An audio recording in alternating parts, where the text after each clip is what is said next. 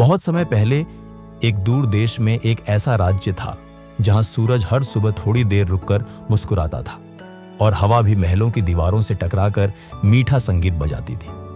वह था राजा आसफ का राज्य। राजा आसफ एक ऐसा नाम जो पूरे साम्राज्य में न्याय, बुद्धिमत्ता और दया के प्रतीक के रूप में जाना जाता था। उसकी प्रजा उससे उतना ही प्रेम करती थी जितना कोई मां अपने बच्चे से करती है। राज्य में शांति थी, फसलें लहलहाती थीं और लोग सच्चाई से अपना जीवन जीते थे।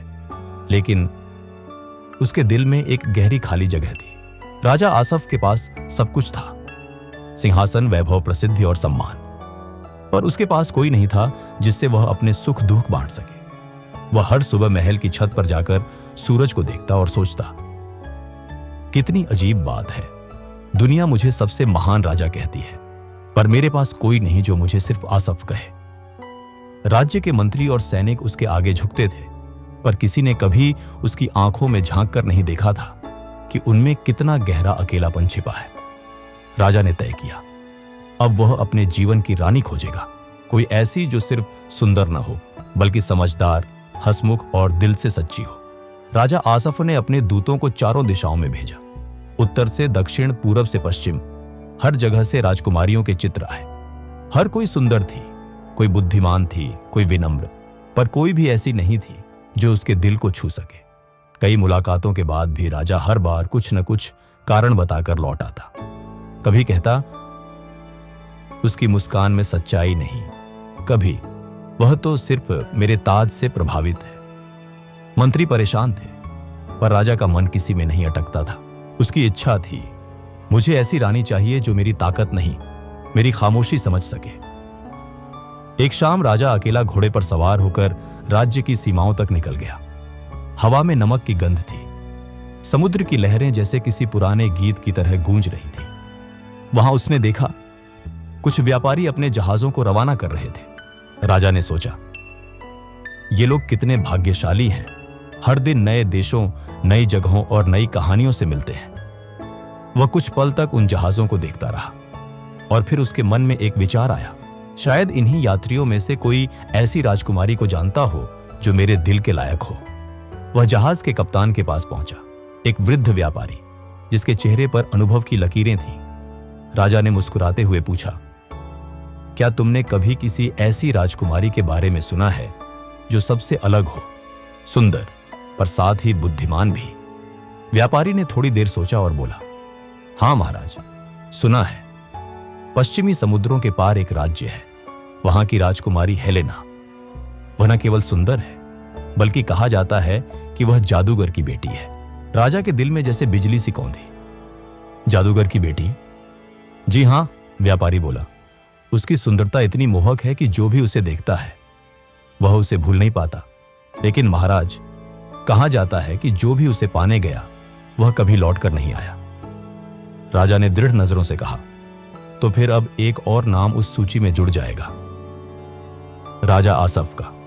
व्यापारी हंसा पर बोला, महाराज, वहां तक पहुंचने में 10 साल लगेंगे और लौटने में 10 साल और। राजा के कदम रुक गए। 10 साल, 20 साल की दूरी। उसका चेहरा गंभीर हो गया। वह जानता था कि इतना लंबा समय किसी भी राजा के लिए असंभव है। फिर भी उसने कहा, अगर वह मेरे भाग्य में है तो समुद्र भी रास्ता देगा। लेकिन उसके दिल में एक शंका बैठ गई थी। वह भारी मन से अपने राज्य लौट आया। वापसी के रास्ते में राजा का मन बहुत व्याकुल था। वह घोड़े से उतरकर खेतों की ओर चला गया। चारों ओर सुनहरी फसलें लहरा रही थी, जैसे धरती मुस्कुरा रही हो। उसी समय उसे खेत में काम करते 4 युवक दिखाई दिए। वह सादे कपड़ों में मिट्टी से सने हाथों से गेहूं काट रहे थे, पर उनके चेहरों पर आत्मविश्वास की चमक थी। राजा ने पास जाकर पूछा, ये खेत किसके हैं? उनमें से सबसे बड़े ने सिर झुकाकर कहा, महाराज, ये हमारे हैं। हम 4 भाई हैं, एक किसान परिवार से, और हमारी थोड़ी थोड़ी अलग खासियतें हैं।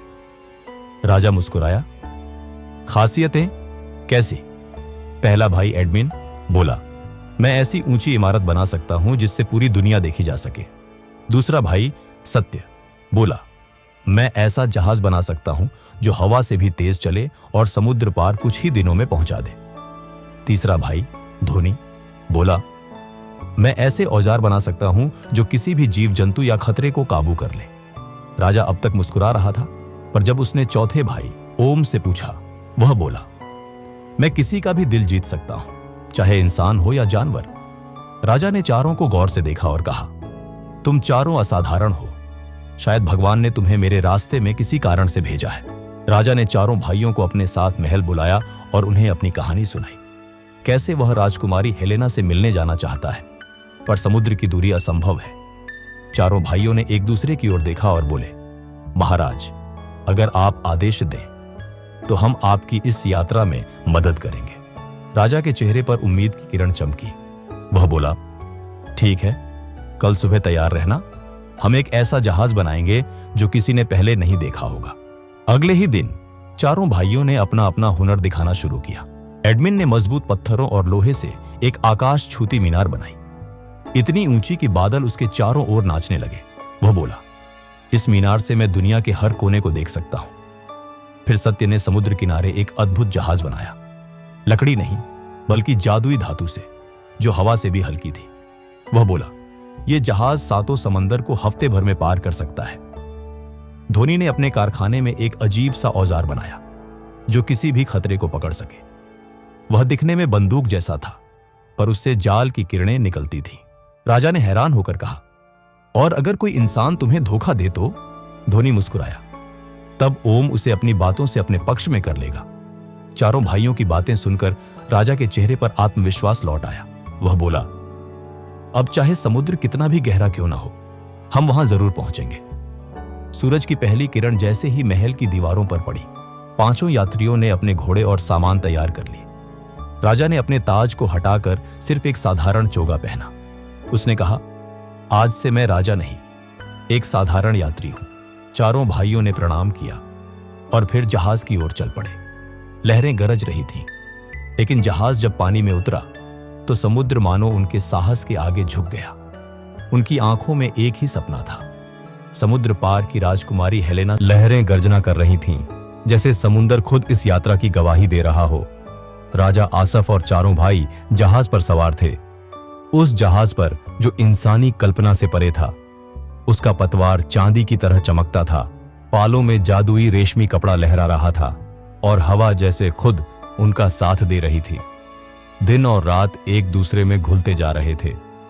कभी समुद्र शांत रहता तो कभी तूफानों की तरह उफान पर आ जाता, पर सत्य के बनाए जहाज ने हर बार लहरों को मात दी। एडमिन दूर दूर तक निगरानी रखता, धोनी औजारों की मरम्मत करता, ओम सबके मनोबल को हंसी और बातों से ऊंचा रखता, और राजा आसफ बस सोचता रहता, क्या वाकई राजकुमारी हेलेना वैसी ही है जैसी मैंने सुनी है? क्या मैं सच में उसे पाने के योग्य हूं? 7वें दिन की रात को जब चांद पूरा था और समुद्र चांदी की परत सा चमक रहा था, जहाज के आगे अचानक घनी धुंध छा गई, इतनी घनी कि हाथ तक न दिखाई दे।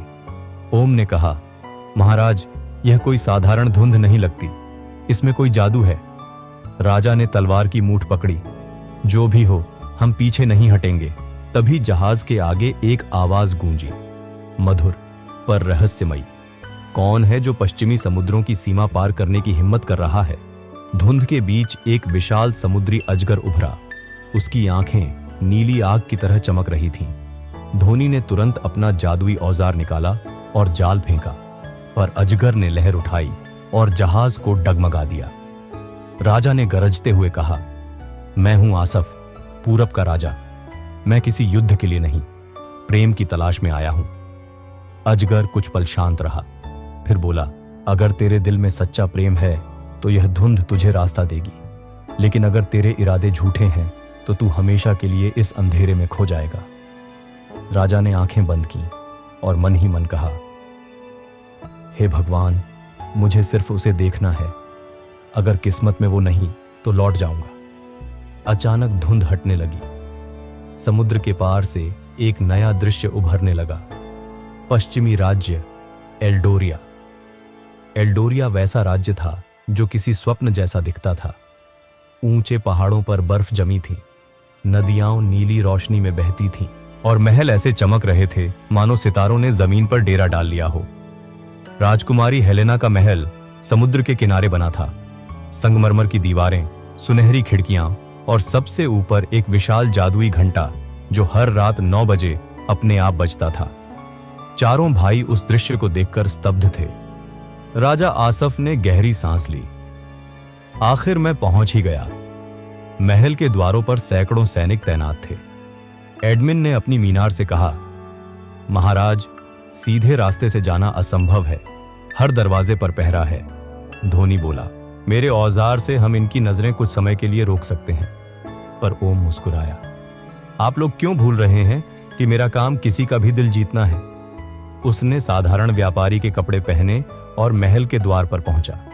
वहां के पहरेदारों से बोला, हम दूर देश से आए व्यापारी हैं, अपने राजा के लिए उपहार लाए हैं। उसकी बातों में ऐसी मिठास थी कि पहरेदारों ने बिना सवाल किए उन्हें भीतर जाने दिया। राजा और चारों भाई अब राजमहल के आंगन में थे। वहां चारों ओर फूलों की खुशबू, संगीत और जादुई रोशनी फैली थी। महल के अंदर से वीणा की मधुर धुन आ रही थी, वह धुन जिसने राजा के दिल को छू लिया। राजा धीरे धीरे उस संगीत की दिशा में बढ़ा।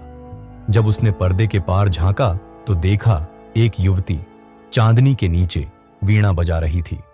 उसके बाल सुनहरे, आंखें गहरी नीली, जैसे समुद्र खुद उनमें बस गया हो। वह थी राजकुमारी हेलेना। राजा कुछ पल तक उसे देखता रह गया, जैसे समय थम गया हो। ओम ने फुसफुसाया, महाराज, अगर यही वो हैं तो आप अब तक के सबसे भाग्यशाली व्यक्ति हैं। राजा ने धीमे से कहा, नहीं, मैं अब तक का सबसे साहसी व्यक्ति हूं जिसने उसे देखने की हिम्मत की। अगले ही क्षण जादूगर हेलेना के पिता वहां आ पहुंचे। उनकी आंखों में रहस्यमयी चमक थी। कौन हो तुम लोग? उन्होंने गरज कर कहा। ओम झुक गया। हम व्यापारी हैं महाराज, और दूर देश से आए हैं आपकी महिमा देखने। जादूगर ने उनकी आंखों में झांका, फिर बोला, तुम्हारी बातों में सच्चाई है, पर कुछ छिपा भी है।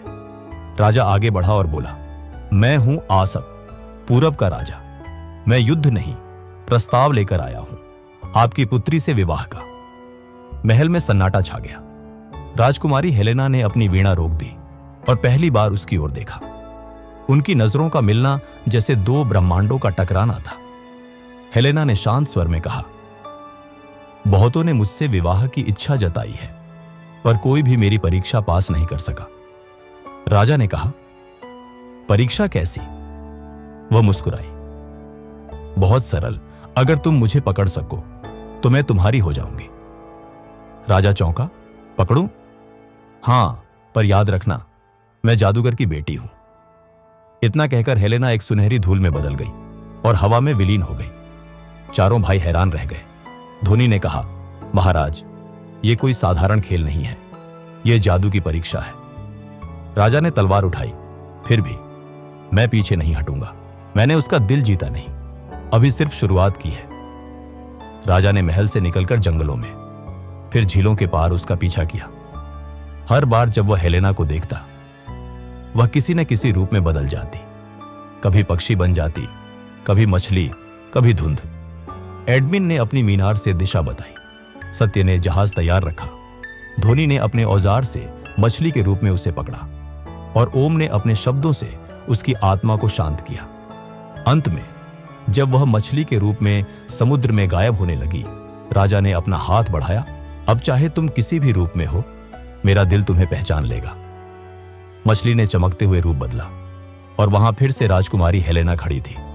उसकी आंखों में आश्चर्य था। तुमने कर दिखाया। हां, राजा बोला, क्योंकि प्रेम कभी हार नहीं मानता। हेलेना ने धीरे से कहा, तुम्हारा दिल सच्चा है, मैं तुम्हारे साथ चलूंगी, लेकिन एक शर्त और है। क्या?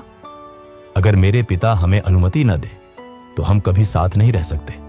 राजा ने कहा, तो चलो, उन्हें भी यकीन दिलाते हैं कि हमारा प्रेम झूठा नहीं। दोनों महल लौटे। जादूगर ने जब अपनी बेटी को उसके साथ देखा तो उसकी आंखों में आंसू आ गए। मैंने तुम्हें कभी किसी से हारने नहीं दिया था हेलेना, पर आज पहली बार मैं खुशी से हार रहा हूं। उसने अपना हाथ उठाया और आकाश में तारे चमक उठे। अब से तुम्हारा प्रेम मेरे आशीर्वाद में रहेगा। रात गहरी थी। समुद्र की लहरें महल की दीवारों से टकरा रही थी और आकाश में बिजली चमक रही थी, जैसे देवता खुद इस मिलन के साक्षी हों। राजकुमारी हेलेना और राजा आसफ अब एक साथ खड़े थे। महल के द्वार खुले थे और जादूगर हेलेना के पिता उनके सामने खड़े थे। उनकी आंखों में अब क्रोध नहीं, बल्कि एक गहरी शंका थी। तुम्हारा प्रेम सच्चा है या केवल मेरी बेटी की सुंदरता के लिए? राजा ने शांत स्वर में कहा, अगर मेरा प्रेम केवल रूप के लिए होता तो मैं समुंदर, राक्षस और जादू से नहीं टकराता। मेरा प्रेम उसके हृदय के लिए है जो मेरी आत्मा को पहचान चुका है। जादूगर ने कुछ क्षण सोचा, फिर बोला, तो तुम्हें अंतिम परीक्षा देनी होगी। अगर तुम यह जीत गए तो मैं तुम्हें अपनी बेटी सौंप दूंगा, पर अगर असफल हुए तो हमेशा के लिए उसे भूल जाओगे। राजा ने सिर झुका दिया। मैं तैयार हूं। जादूगर ने अपनी छड़ी उठाई और पूरे आकाश में 4 दिशाओं के देवता प्रकट हुए, अग्नि, जल, वायु और पृथ्वी। अगर तुम इन 4 तत्वों को वश में कर सको तो तुम्हारा प्रेम सत्य सिद्ध होगा। चारों भाई आगे बढ़े। सत्य ने वायु देवता की ओर देखा और कहा, तूफान चाहे जितना तेज हो, सच्चा मार्ग मैं दिखाऊंगा। उसने अपने ज्ञान से हवा की दिशा बदली और तूफान शांत हो गया। ध्वनि ने पृथ्वी के देवता से कहा, तूने मुझे मिट्टी से बनाया, पर मैं तुझे अपनी मेहनत से जीतूंगा। उसने औजारों से जमीन खोदी और भीतर से चमकता नीला पत्थर निकाला, जो पृथ्वी देवता का हृदय था। ओम ने जल देवता से मुस्कुराकर कहा, तुम्हारी गहराई मुझे डराती नहीं, आकर्षित करती है। उसने अपने शब्दों से समुद्र की लहरों को शांत किया और पानी में कमल खिला दिया। एडमिन ने अग्नि देवता से कहा, तेरी ज्वाला सब कुछ जलाती है, पर मैं तुझे नियंत्रित कर सकता हूं। उसने अपनी मीनार से जादुई धातु फेंकी जो आग को सोख लेती थी। चारों तत्व झुक गए। जादूगर ने हैरानी से कहा, तुम्हारे ये साथी साधारण मनुष्य नहीं, ये तुम्हारे आत्मबल के प्रतीक हैं। राजा ने उत्तर दिया, हां, क्योंकि प्रेम अकेला नहीं जीतता, उसके साथ विश्वास, श्रम, ज्ञान और भावना भी होती है। अब जादूगर ने कहा, अब तुम्हें आत्मा की भूल भुलैया पार करनी होगी। इसमें तुम्हें अपनी सबसे बड़ी कमजोरी का सामना करना पड़ेगा। राजा ने जब आंखें खोली तो वह खुद को एक अंधेरे गलियारे में पाया। चारों तरफ दर्पण थे। हर दर्पण में उसका अलग चेहरा दिखता था। एक दर्पण में वह क्रोधित राजा, दूसरे में स्वार्थी योद्धा, तीसरे में डरा हुआ बच्चा और चौथे में एक टूटे दिल वाला व्यक्ति। तभी एक आवाज आई, अगर तू इन रूपों से डर गया तो हेलेना की याद हमेशा के लिए मिट जाएगी। राजा ने तलवार नीचे रखी। वह एक एक दर्पण के सामने गया और बोला, तुम सब मेरे हिस्से हो, मैं तुमसे नहीं भागता। दर्पण टूटने लगे। अंतिम दर्पण के पीछे राजकुमारी हेलेना खड़ी थी, और अब वह घायल थी। क्या हुआ तुम्हें? राजा ने घबराकर पूछा। यह मेरी आत्मा का दर्द है, उसने कहा। जब तुम डरते हो मैं घायल होती हूं। राजा ने उसे गले लगा लिया। सारे दर्पण पिघल गए और प्रकाश फैल गया। अब जादूगर बोला, अंतिम परीक्षा, मृत्यु की घाटी से होकर निकलो। अगर तुम्हारा प्रेम जीवित रहा तो कोई भी शक्ति उसे अलग नहीं कर सकेगी। राजा ने बिना झिझके कदम बढ़ाया। अंधकार की घाटी में हर तरफ साए घूम रहे थे। उनकी फुसफुसाहटें डर पैदा कर रही थी। वह तुझे भूल जाएगी, तेरा प्रेम माया है, लौट जा। पर राजा ने अपना हाथ आगे बढ़ाया और कहा, हेलेना, अगर तू मेरी नहीं तो मैं भी किसी का नहीं, पर मैं तुझे हमेशा याद रखूंगा। अचानक एक छाया ने उस पर हमला किया। वह मृत्यु थी, काले वस्त्रों में लिपटा एक देवदूत। राजा ने कहा, अगर प्रेम को मरना ही है तो पहले मुझे मार। छाया रुकी, फिर मुस्कुराई। तूने परीक्षा पास कर ली, राजा आसफ, क्योंकि सच्चा प्रेम मृत्यु से नहीं डरता, वह तो मृत्यु को भी अर्थ दे देता है। छाया गायब हो गई और घाटी में उजाला फैल गया। राजा जब लौटा तो जादूगर उसके सामने झुक गया। मैंने अपने जीवन में कई योद्धाओं को देखा, पर आज पहली बार किसी ऐसे को देखा जिसने दिल से लड़ाई लड़ी। हेलेना दौड़कर उसके पास आई। दोनों ने एक दूसरे का हाथ थाम लिया। जादूगर ने कहा, अब से एल्डोरिया और आसफ का राज्य एक हो जाएगा। यह विवाह प्रेम और एकता का प्रतीक होगा। समुद्र के किनारे विवाह हुआ। लहरों ने संगीत बजाया, तारों ने दीपक की तरह चमक बिखेरी, और चारों भाई सत्य, एडमिन, ओम और ध्वनि खुशी से झूम उठे। राजा आसफ ने हेलेना की आंखों में देखा और कहा, मैंने तुम्हें पाने के लिए सागर, जादू और मृत्यु तक से लड़ाई लड़ी। अब मेरी एक ही तमन्ना है कि आने वाले युगों में भी लोग हमारे प्रेम को याद रखें। वर्षों बाद जब राजा और रानी वृद्ध हुए तो उन्होंने समुद्र के किनारे एक मंदिर बनवाया जहां लहरें अब भी उनकी कहानी सुनाती हैं। कहते हैं जब कोई सच्चे दिल से प्रेम करता है तो एल्डोरिया के तट से एक मीठी धुन सुनाई देती है, वही जो हेलेना वीणा पर बजाया करती थी, और हवा में एक आवाज गूंजती है, प्रेम कभी मरता नहीं, वो बस रूप बदल लेता है। दोस्तों, आपको हमारी यह कहानी कैसी लगी यह हमें कमेंट करके जरूर बताएं, और वीडियो को लास्ट तक देखने के लिए आपका धन्यवाद। ऐसी ही कहानियों को देखने के लिए आप हमारे इस चैनल को सब्सक्राइब करें।